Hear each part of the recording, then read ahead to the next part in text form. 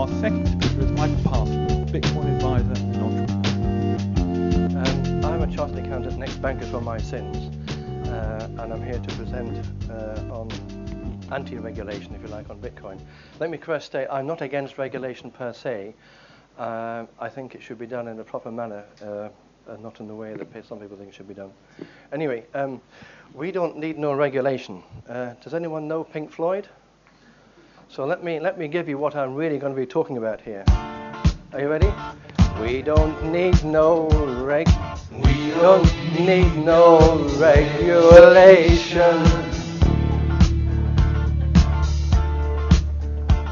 The other? Go! Hey! Leave our coins alone! So that's why I stand on Bitcoin regulation. Anyway, have we all calmed down now?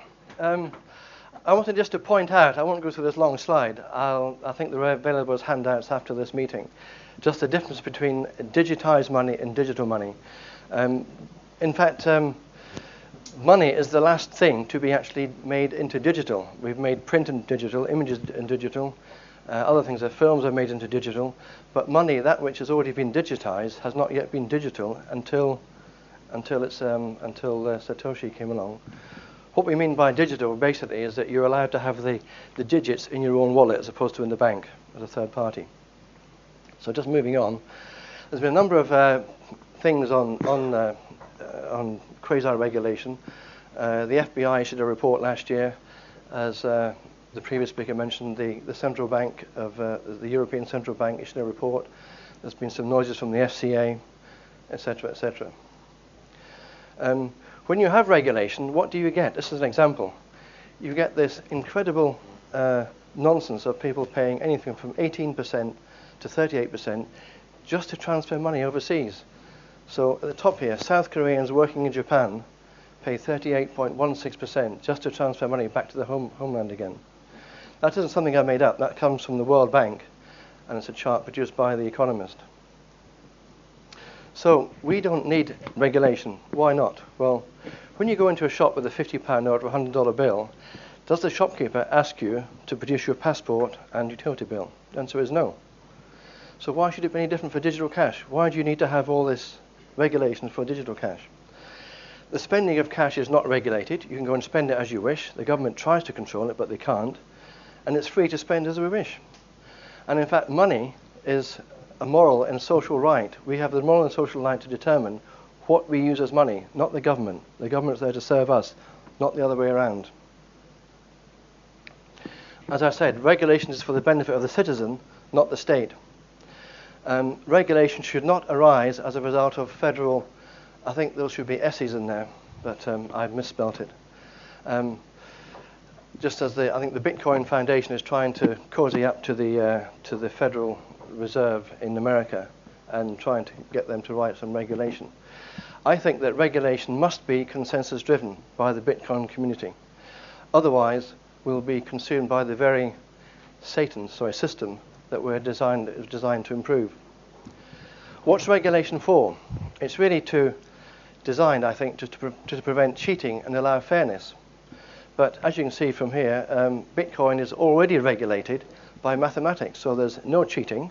You can't double spend the coins. And there's fairness. There's no money printing or inflation. There's a fixed supply of Bitcoins. In fact, perversely, the one thing that should be regulated in fiat money, should be regulated, isn't. That is the supply of money.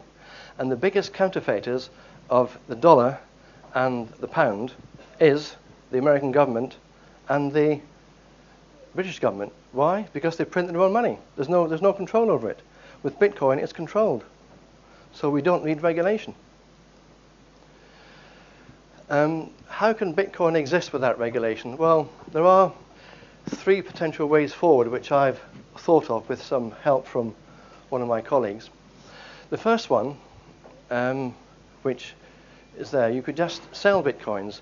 If you just sell Bitcoins, like iTunes, or digital magazines or films, then you're just selling a token, a product, not buying, just selling. So the word exchange doesn't come into it. And I think in the UK it would be possible to do just that. It is possible to do it in Africa, and one of my colleagues is looking at that as we speak just now. The second way is that if you were to sell bitcoins, as Jonathan mentioned, just for something else like Litecoins or other coins, that would work. But in fact, what about if you sold bitcoins for gold? What if I opened up a shop and said, I'll sell you bitcoins, but only if you give me gold coins or gold bars? There's no fiat money involved, no bank account involved. How you get the gold is up to you. That's another way possible. And the only way that could be shut down by any government is to shut down the entire gold for fiat currency market, which won't happen anytime soon. The third way is to operate from a trusted international center for Bitcoin transactions. What that means, if somebody could convince a government to promote Bitcoin or adopt Bitcoin in the same way they're doing on gambling, for example, then that would provide a safe haven for Bitcoin with parliamentary approval. Now that is almost quasi-regulation, but that would be regulation with consensus from the Bitcoin community. And the third one is, I think, the best one. That would provide a safe haven for Bitcoin going forward.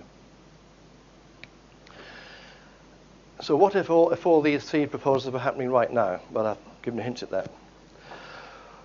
What I'm saying is we need to spend more and more time being innovative and trying to bring Bitcoin to the masses in less and less time.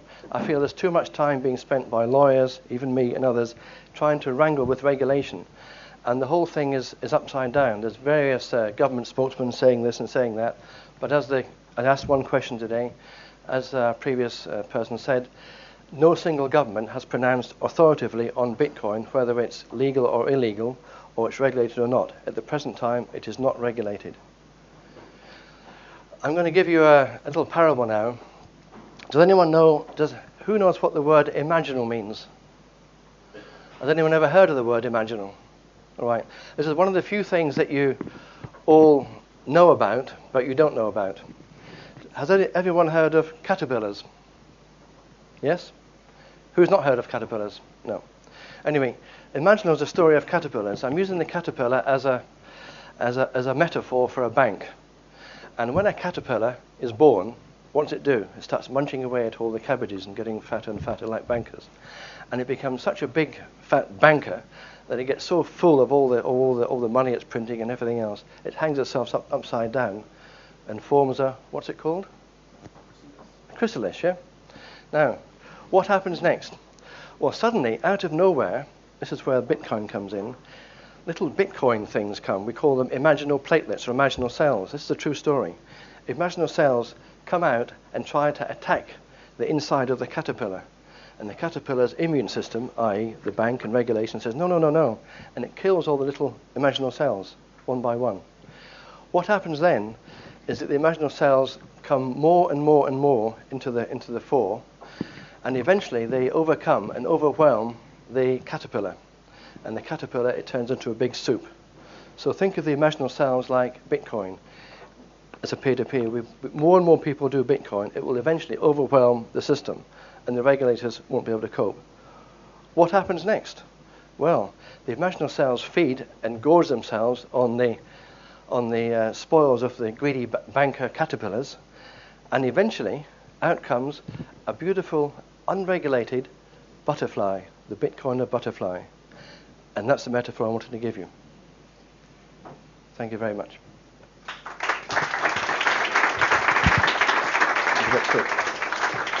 So let's have some questions. Hi.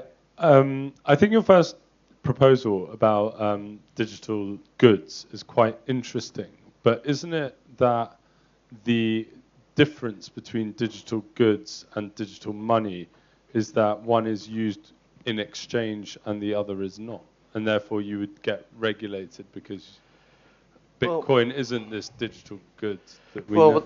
I think what you're saying is true. What you're saying is that when you buy iTunes, you don't use iTunes as money, or you don't use other digital media as money, but Bitcoin is being used as a transfer of value, so that's correct.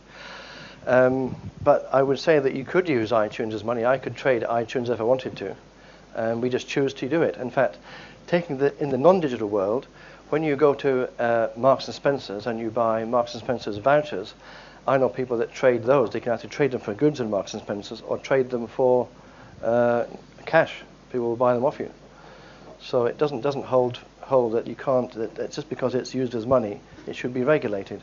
But necessarily. the difference between Marks and Spencer vouchers is Yes. that Marks and Spencers don't give you cash back for those vouchers, as in there is restrictions on the flow of money into that good.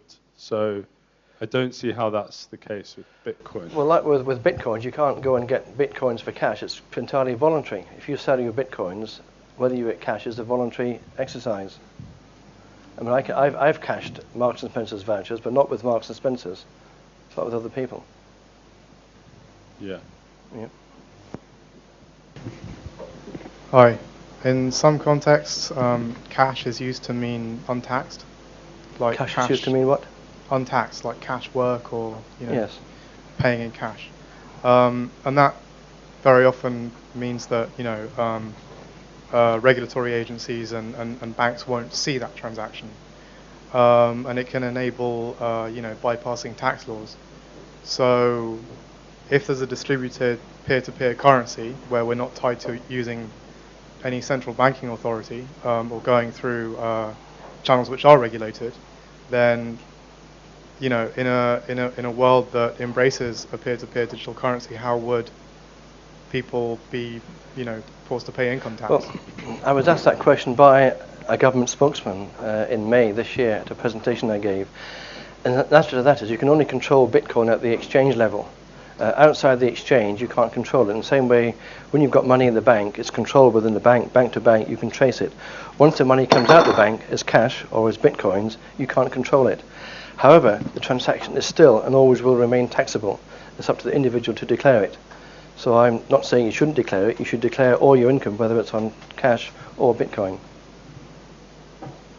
Right, but it seems to me like if it was up to the individual always to declare their transactions, then a lot of people would declare a lot less transactions, because right now there are mechanisms in place to force them to declare transactions or detect if they're not declaring them. Well, there's no mechanism in place to force you to detect cash transactions. Those are entirely anonymous, whereas Bitcoin is only pseudo-anonymous. So you could actually detect Bitcoin by looking at the blockchain. No, I understand that, but I was talking about getting paid via a bank account, for example. Yes. If you get paid by a bank account, then it's seen, isn't it? Yeah. But cash isn't. Neither is Bitcoin. That's my point. Yeah, but that isn't a reason to regulate it, because if you do that, why don't you regulate cash? So every time you go and spend more than £50, you've got to declare yourself with a passport and utility bill and sign a form in the shop. It would be, you couldn't do it. Do we have another question? Sean here. Just a quick question on what you consider regulation to the scope of regulation.